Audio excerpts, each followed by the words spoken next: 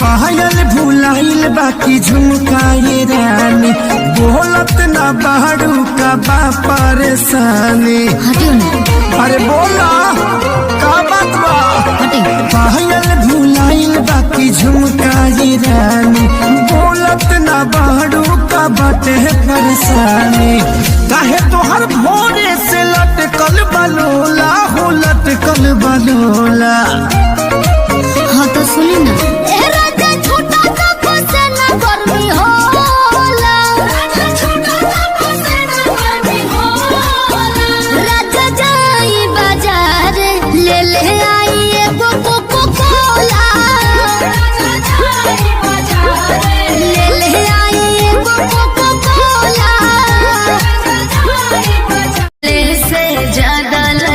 ना चॉकलेटी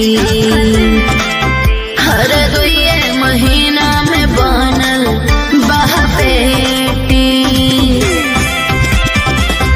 नैहरा में रहलू टूटी टिहरी ससुरवा में गोटैलू हे जा।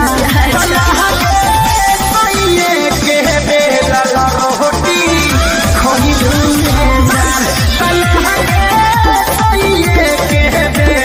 रोटी खइलू हे जा।